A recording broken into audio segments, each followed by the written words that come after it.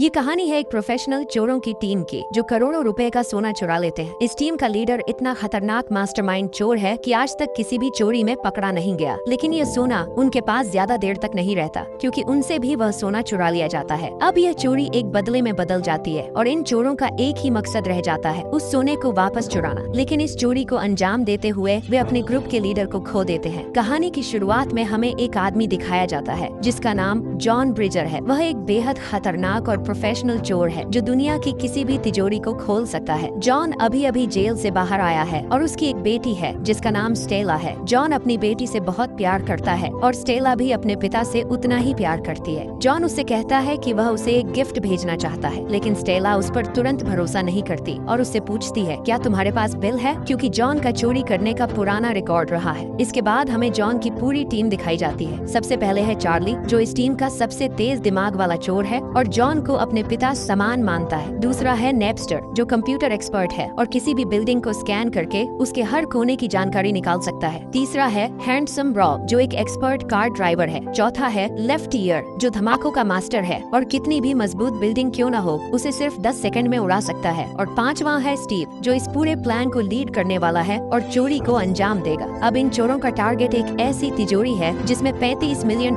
का सोना रखा हुआ है। ये तिजोरी समुद्र किनारे बने एक घर के अंदर है जहाँ कई खतरनाक गैंगस्टर मौजूद हैं। स्टीव चुपके से उस घर के नीचे वाले फ्लोर तक पहुँच जाता है, जबकि बाकी पांचों टीम मेंबर नाव से उस घर की तरफ बढ़ रहे होते हैं। कुछ ही देर में वे घर के साइड वाले टनल तक पहुँच जाते हैं। इस टनल के ठीक ऊपर स्टीव होता है और स्टीव के ऊपर वे गैंगस्टर होते हैं जिनके पास सोना है। तभी टीम का कंप्यूटर एक्सपर्ट पूरी बिल्डिंग को स्कैन करता है और उसे पता चल जाता है कि सोने की तिजोरी कहाँ रखी गई है। वह तुरंत सारी जानकारी स्टीव को दे देता है और स्टीव उस जगह को मार्क कर देता है जहाँ सोना रखा हुआ है। प्लान के मुताबिक टीम तिजोरी के नीचे बम सेट करती है और धमाका होते ही तिजोरी टूटकर नीचे गिर जाती है, जिसके बाद टीम तुरंत उस पर कब्जा कर लेती है और गैंगस्टर बाहर आकर देखते हैं कि उनका सोना उनकी आंखों के सामने दो चोर लेकर भाग रहे हैं। बोट में दो ही चोर होते हैं, एक तो उनका ड्राइवर हैंडसम रॉब और एक उसका दोस्त नेपस्टर। ये दोनों बहुत स्पीड में वहाँ से निकलने की कोशिश करते हैं, लेकिन इनका पीछा वो गैंगस्टर कर रहे हैं जिनका इन्होंने सोना चुराया था। लेकिन उनको पता नहीं था कि चार्ली का प्लान कुछ और ही था। असल में जो तिजोरी रॉब नाव में लेकर जा रहा था वो बिल्कुल खाली थी, क्योंकि जब ब्लास्ट हुआ और तिजोरी नीचे गिरी थी वो सीधा पानी के अंदर गिरी थी। असली तिजोरी को बाकी चोर अपने कब्जे में ले लेते हैं और जॉन सेफ को खोलने की कोशिश कर रहा है। इन चोरों के पास सिर्फ 7 मिनट का टाइम होता है, क्योंकि बाद में पूरे शहर की पुलिस यहाँ आ जाएगी। लेकिन जॉन के लिए टाइम बहुत था, वो तिजोरी को 2 मिनट में ही खोल देता। तिजोरी के अंदर बहुत सारा सोना था। ये चोर सारा सोना अपने बैग्स में भर लेते हैं और तभी वहाँ पुलिस आ जाती है। लेकिन तब तक चारों चोर वहाँ से निकल जाते हैं और उधर नेपस्टर और रॉब भी वहाँ से निकल जाते हैं। इस तरह ये सोना चुरा तो लेते हैं, लेकिन अब इनके साथ कुछ ऐसा होने वाला है जिसके बारे में ये सपने में भी नहीं सोच सकते। डकैती सफल होने के बाद पूरी टीम एक बर्फ से ढके पहाड़ पर मिलती है। वहाँ जॉन चार्ली की परफेक्ट प्लानिंग की तारीफ करता है। सब लोग खुश होते हैं और बात करते हैं कि अपने हिस्से का पैसा कैसे खर्च करेंगे। माहौल हल्का और मजेदार हो जाता है और सब हंसते मुस्कुराते हैं। लेकिन उनकी खुशी ज्यादा देर तक नहीं रहती। जब वे पुल पार कर रहे होते हैं तभी स्टीव के लोग उन्हें धोखा दे देते हैं। स्टीव हैंडसम रॉब पर बंदूक तान देता है और उससे स्टीयरिंग छोड़ने को कहता है। स्टीव के आदमी बस से गोल्ड उतारना शुरू कर देते हैं। तभी स्टीव अपनी बंदूक जॉन पर तान देता है, जो गाड़ी से बाहर निकलने की कोशिश कर रहा होता है। जॉन उसे याद दिलाता है कि वे उसे ढूंढ लेंगे, लेकिन स्टीव बिना देर किए जॉन को गोली मार देता है। जॉन आखिरी कोशिश में गाड़ी भगाने की कोशिश करता है, लेकिन बस पुल से नीचे गिरकर ठंडी बर्फीली नदी में जा गिरती है। स्टीव लगातार गोली चलाता रहता है ताकि यह पक्का हो जाए कि कोई बचा ना हो। चोरों में से कोई बाहर नहीं आता। वो कार के अंदर ही बैठकर ऑक्सीजन लेते रहते हैं। अब स्टीव को लगता है सब मर गए हैं और वो वहाँ से चला जाता है। फिर सब चोर किसी तरह नदी किनारे निकलने में कामयाब हो जाते हैं। वहाँ चार्ली अपने गुरु जॉन की मौत से टूट जाता है और गहरे दुख में चला जाता है। अब धीरे धीरे वक्त बीता है और उस बात को पूरा 1 साल हो जाता है, लेकिन चार्ली और उसके साथी उस बदले को आज तक नहीं भूले थे। उधर स्टेला पुलिस के लिए लॉक तोड़ने का काम कर रही होती है। वह अभी अभी अपना काम पूरा करती है और उसकी स्किल की खूब तारीफ होती है। अपने ऑफिस लौटने पर उसकी मुलाकात चार्ली क्रोवर से होती है। चार्ली उसे बताता है कि उसने स्टीव का पता लगा लिया है और वह चुराया हुआ गोल्ड वापस लेना चाहता है। चार्ली बताता है कि स्टीव ने एक खास तरीके की तिजोरी बनवाई है जिसका लॉक सिर्फ तुम खोल सकती हो, इसलिए हमें तुम्हारी मदद चाहिए। लेकिन स्टेला चार्ली की बात सुनकर उसका ऑफर ठुकरा देती है। वो कहती है, तुम लोगों की वजह से ही मेरे पिता की मौत हुई थी। स्टेला साफ कहती है कि वह अपने पिता की तरह चोर नहीं है। तब चार्ली उससे कहता है कि जॉन को मैं अपना पिता मानता था और मुझे सोना नहीं चाहिए, मुझे बस स्टीव से बदला चाहिए जिसने सोने के लिए मुझसे जॉन को छीन लिया था। इतना कहकर चार्ली वहाँ से चला जाता है। लेकिन उसी रात स्टेला का मन बदल जाता है। वो चार्ली को फोन करती है और कहती है कि वह स्टीव के चेहरे का वह एक्सप्रेशन देखना चाहती है जब वे गोल्ड वापस चुरा लेंगे। आखिरकार वह टीम में शामिल होने के लिए हाँ कर देती है। अगली सुबह चार्ली स्टेला का टीम से इंट्रोडक्शन कराता है और हर मेंबर को उनकी नई पहचान बताता है। अब ये सब के सब लॉस एंजलिस पहुंच जाते हैं। अब चार्ली और उसका दोस्त नेपस्टर स्टीव के घर के पास पहुंच जाते हैं। नेपस्टर कंप्यूटर हैकिंग में इतना एक्सपर्ट है कि वो चार्ली को स्टीव के घर की पूरी इन्फॉर्मेशन दे देता है। वो चार्ली को बताता है कि यहाँ कार्सन सिक्योरिटी सिस्टम लगा हुआ है जिसको आज तक कोई हैकर तो डीएच नहीं पाया है। नेपस्टर बताता है कि कार्सन कंपनी हर साल एक कॉन्टेस्ट रखती है और जो भी उस कॉन्टेस्ट में इनके सिक्योरिटी सिस्टम को ब्रेक कर देता है उसको 5 लाख रुपए दिए जाते हैं। लेकिन आज तक कोई भी उस कॉन्टेस्ट में जीत नहीं पाया। अब सीन कट होता है और हमें स्टीव को दिखाया जाता है जो इतने घर में बस अकेला रहता है और उसके घर में कोई नौकर भी नहीं है। वो ज्यादातर टीवी देखता रहता है। अब इन चोरों के पास सिर्फ एक रास्ता है, इन्हें किसी भी तरह स्टीव के घर के अंदर घुसना होगा ताकि वो ब्लूप्रिंट बना सके और उन्हें पता चल सके कि आखिर तिजोरी छुपाई कहाँ है। और इस काम के लिए वो स्टेला को चुनते हैं क्योंकि उसके अलावा इस काम को करने की किसी की हिम्मत नहीं हो रही थी, क्योंकि उनको पता था कि स्टीव अभी तक उन सबको जानता है। हालांकि स्टीव को लगता है वो मर चुके हैं, लेकिन अगर इनमें से कोई स्टीव के सामने गया तो वो इन्हें पहचान लेगा। अब ये स्टीव के घर का केबल कनेक्शन काट देते हैं और जब स्टीव केबल कनेक्शन कंपनी से कांटेक्ट करता है लेकिन रॉब रिपेयर करने वाली महिला को मना लेता है और स्टेला उसकी जगह घुस जाती है। स्टेला की शर्ट में कैमरा होता है जिससे वो पूरे घर की वीडियो बना लेती है। अब वो सब चोर देखते हैं कि स्टीव ने उनके सारे सपने चुरा लिए होते हैं, जैसा उसने कहा था कि मैं तुम सबके सपने चुराना चाहता हूँ। वो देखते हैं यहाँ पर वही गाड़ियाँ होती है जिनमें से एक का सपना था और वो म्यूजिक सिस्टम भी होता है। ये सब देखने के बाद सब चोरों को बहुत गुस्सा आता है। उधर स्टेला अपना काम करती है और केबल कनेक्शन को सही कर देती है। बाद में स्टीव उसके साथ फ्लर्ट करने की कोशिश करता है और स्टेला को डिनर के लिए पूछता है। स्टेला उसके साथ जाना नहीं चाहती क्योंकि वो उसके पिता का खूनी था, लेकिन स्टीव को घर से बाहर निकालने का ये एक ही रास्ता था, इसलिए स्टेला मान जाती है और अब स्टेला वहाँ से निकल जाती है। जब वो कार के अंदर आकर बैठ जाती है तब चार्ली उससे कहता है, तुम्हें उसके साथ डिनर पर जाने की कोई जरूरत नहीं है क्योंकि तुम बस उसे थोड़ा सा लेट करवा देना और बाद में जाने के लिए मना कर देना। इतने टाइम में तो हम यहाँ अपना काम पूरा कर लेंगे। अब सब चोर घर पर आकर स्टीव के घर के मैप को ध्यान से देखते हैं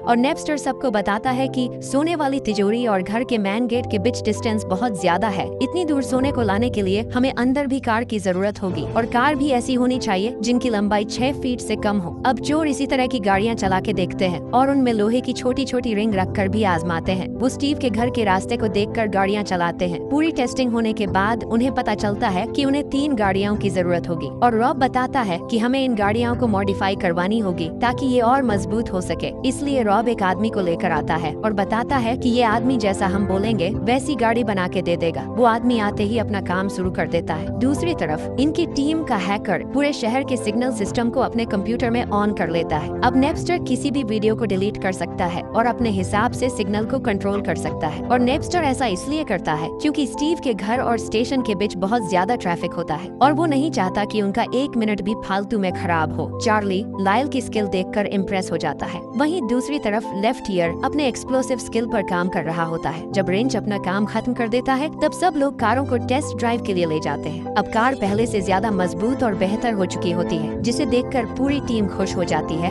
और उनका कॉन्फिडेंस बढ़ जाता है। उधर स्टीव याबोन से मिलने जाता है ताकि गोल्ड बार के बदले कैश ले सके। बातचीत के दौरान याबोन वेनिस में हुई गोल्ड चोरी का जिक्र करता है। यह सुनकर स्टीव का ध्यान तुरंत उधर चला जाता है और वह गुस्से से भर जाता है। वह याबोन से पूछता है कि उसने इस गोल्ड के बारे में किसे बताया है। जब याबोन कहता है कि उसने किसी को कुछ नहीं बताया तो स्टीव उसे गुस्से में उसकी डेस्क पर जोर से धक्का देता है और गोली मारकर उसकी हत्या कर देता है। कुछ ही मिनट बाद याबोन का कजिन मशका अंदर आता है जो यूक्रेनियन माफिया का लीडर होता है। अपने कजिन को मरा हुआ देखकर वह हैरान रह जाता है और समझ जाता है कि मामला बड़ा है। इसके बाद चार्ली लेफ्ट ईयर को एक्सप्लोसिव मटेरियल खरीदने के लिए ले जाता है। रास्ते में वे स्किनी पीट नाम के एक हथियार डीलर से मिलते हैं। चार्ली लेफ्ट ईयर को मना करता है कि वह स्किनी पीट को घूरे नहीं, लेकिन जैसे ही वे उसके सामने पहुंचते हैं, लेफ्ट ईयर घबरा जाता है और कुछ बोल ही नहीं पाता। तभी उन्हें एहसास होता है कि वह असली स्किनी पीट नहीं है, वह वेनिस के गोल्ड बार का जिक्र करता है। लेकिन चार्ली साफ कह देता है कि वे इस बारे में बात करने नहीं आए हैं। आखिरकार वे उससे एक्सप्लोसिव डिवाइस लेने के लिए राजी हो जाते हैं और वहाँ से निकल जाते हैं। इसी दौरान यूक्रेनियन माफिया,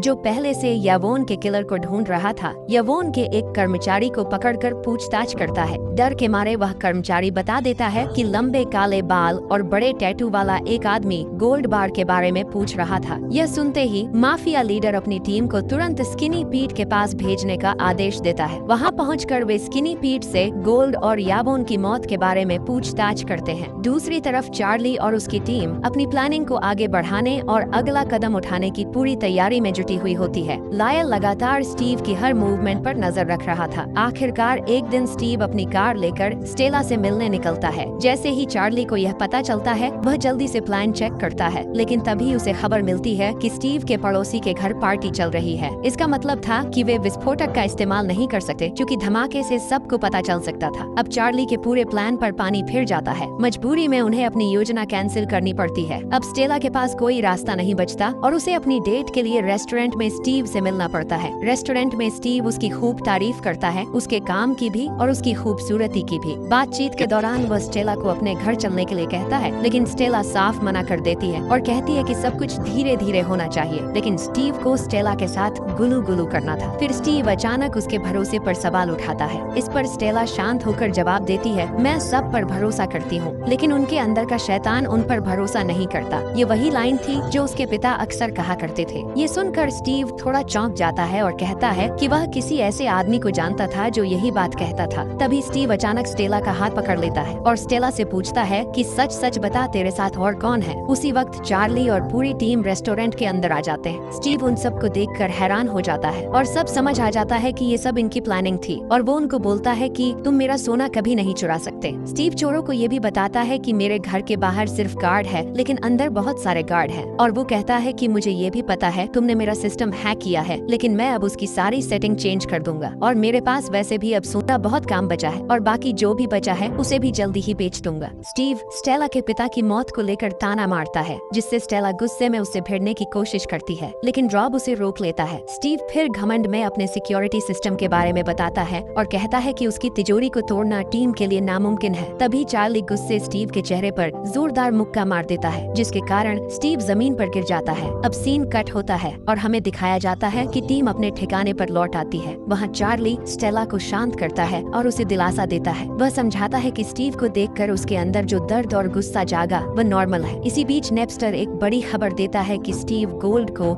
मेक्सिको ले जाने की तैयारी कर रहा है। ये सुनकर टीम निराश हो जाती है, लेकिन चार्ली इसे एक मौका मानता है। उसे यकीन होता है कि वे तिजोरी को जाने से पहले रोक सकते हैं। नेपस्टर लायल उन्हें बताता है कि स्टीव गोल्ड ले जाने के लिए सिक्योर ट्रक और एक हेलीकॉप्टर का इस्तेमाल करने वाला है। तभी चार्ली को स्किनी पीट का फोन आता है, जो उससे यौन की हत्या के बारे में पूछता है। चार्ली किसी भी तरह की जानकारी होने से इनकार कर देता है, लेकिन उससे एक मदद मांगता है। इसके बाद चार्ली और रॉब एक ट्रक शॉप पर जाते हैं, जहां वे अपनी डकैती के लिए एक ट्रक खरीदते हैं। नए ट्रक को चेक करते हुए चार्ली रेंच को फोन करता है और उसकी मदद मांगता है। रेंच फिर से टीम में शामिल होने की इच्छा जताता है और चार्ली उसे वापस शामिल कर लेता है। बाद में चार्ली और लेफ्ट ईयर मिलकर पुल के नीचे विस्फोटक लगाते हैं। उनकी प्लानिंग होती है कि सोने से भरे ट्रक का रास्ता बदल दिया जाए। दूसरी तरफ टीम लगातार देख रही होती है कि स्टीव गोल्ड को कैसे ले जाएगा। उन्हें पता चलता है कि स्टीव ने शायद धोखा देने के लिए 3 सिक्योर ट्रकों का इंतजाम किया है, लेकिन चार्ली पहले ही यह समझ चुका होता है। वह कहता है कि असली ट्रक वही होगा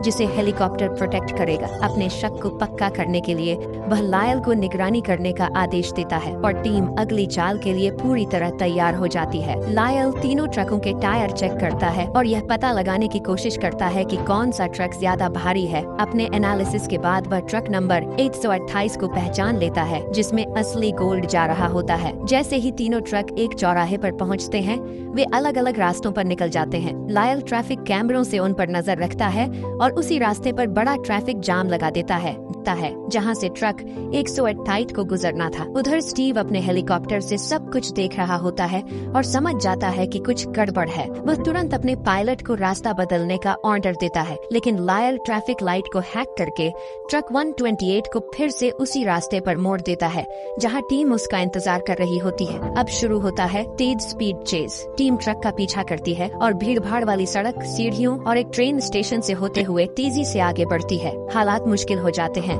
लेकिन सब एक दूसरे को मोटिवेट करते रहते हैं। सही समय पर लायल एक बटन दबाकर ट्रेन को रोक देता है ताकि टीम आराम से गुजर सके। आखिरकार वे पुल के नीचे पहुंच जाते हैं और रेंच के सिग्नल का इंतजार करते हैं। जैसे ही सिग्नल मिलता है, लेफ्ट ईयर विस्फोट कर देता है जिससे सड़क टूट जाती है और ट्रक सीधे गड्ढे में गिर जाता है। रेंच तुरंत एक्शन लेकर गड्ढे को छुपा देता है ताकि किसी को शक न हो। उधर स्टीव एक बटन दबाकर अपने आदमियों को ट्रक ढूंढने का ऑर्डर देता है। इसी बीच टीम ट्रक तक पहुंचती है, लेकिन अंदर की तिजोरी देखकर सब चौंक जाते हैं क्योंकि स्टीव ने तिजोरी चेंज कर दी होती है। चार्ली तुरंत स्टेला से पूछता है कि क्या वह इसे खोल सकती है। स्टेला बताती है कि यह नया मॉडल है और इसे तोड़ना बहुत मुश्किल होगा क्योंकि स्टेला ने जिस तिजोरी को खोलने की थी उसको स्टीव ने यहाँ रखा ही नहीं। स्टेला चार्ली को कहती है कि जब वो रेस्टोरेंट में मिले तब शायद स्टीव को शक हो गया हम पर और इसलिए उसने कहा था तुम मेरी तिजोरी कभी नहीं खोल सकते। फिर भी वह ड्रिल से तिजोरी खोलने की कोशिश शुरू करती है, लेकिन काम बहुत कठिन लगने लगता है। तब वह जल्दबाजी छोड़कर अपने स्किल का इस्तेमाल करते हुए धीरे धीरे काम करती है और वो बताती है कि इसके अंदर एक शील्ड लगी हुई है, अगर वो टूट गई तो तिजोरी हमेशा के लिए लॉक हो जाएगी। काफी मेहनत के बाद आखिरकार स्टेलो तिजोरी को खोल देती है। टीम खुश हो जाती है और गोल्ड को मिनी कूपर में शिफ्ट करना शुरू कर देती है। लायल भी गोल्ड देखकर एक्साइटेड हो जाता है। अब टीम उस टर्नल से भाग निकलती है, लेकिन स्टीव के आदमी उनका पीछा करना शुरू कर देते हैं। सुरंग के अंदर तेज चेज शुरू हो जाती है और स्टीव के आदमी गोलियां चलाने लगते हैं। हालात खतरनाक हो जाते हैं, लेकिन टीम किसी तरह उन्हें चकमा देकर हाईवे पर पहुंच जाती है। तभी स्टीव अपने हेलीकॉप्टर से उन्हें देख लेता है और खुले मैदान से उनका पीछा जारी रखता है। कुछ देर बाद वे फिर सड़क पर आ जाते हैं। अब चार्ली फैसला करता है कि वह अलग रास्ता लेगा, लेकिन स्टीव उसका पीछा नहीं छोड़ता।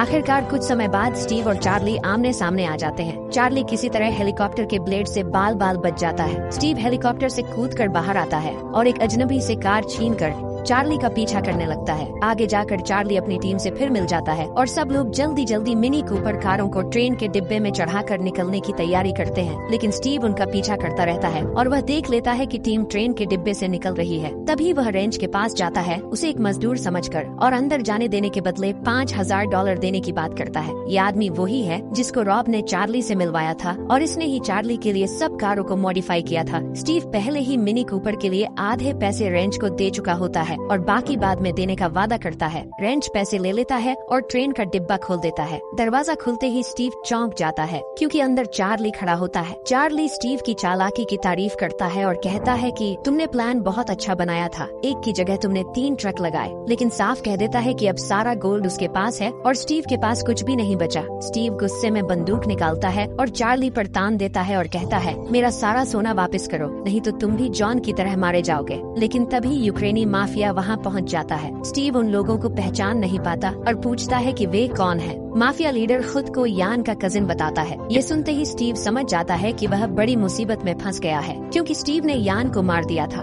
वह तुरंत यान की मौत में अपनी गलती से इनकार करता है और कहता है कि यान पहले ही मर चुका था। वह माफिया से बात करके मामला संभालने की कोशिश करता है, लेकिन चार्ली पहले ही उनसे डील कर चुका होता है। तभी चार्ली यान के कजिन को एक सोने से भरा हुआ बैग देता है। उसी समय स्टेला मौका देखकर स्टीव को जोरदार घूंसा मारती है। माफिया के लोग स्टीव को अपने साथ ले जाते हैं। स्टेला अपने पिता की मौत का बदला लेकर बहुत खुश होती है और खुशी में चार्ली को गले लगा लेती है। दूसरी तरफ स्टीव माफिया लीडर से लगातार माफी मांगता रहता है और चार्ली के ऑफर से 2 गुना देने की बात करता है, लेकिन अब बहुत देर हो चुकी होती है। आखिर में चार्ली और उसकी टीम अपनी जीत सेलिब्रेट करती है। सब लोग खुश होते हैं और ट्रेन में बैठकर अपनी नई यात्रा के लिए निकल जाते हैं। बहुत सालों पहले स्टेनले के पिता जॉन ने चार्ली से कहा था, चोर 2 तरीके के होते हैं, एक चोर ऐसा होता है जो जीने के लिए चोरी करता है और एक चोर चोरी के लिए जीता है। जॉन ने कहा था कि दूसरे तरीके वाले चोरों जैसा कभी मत बनना, और इसी सीन के साथ कहानी यहीं पर खत्म हो जाती है।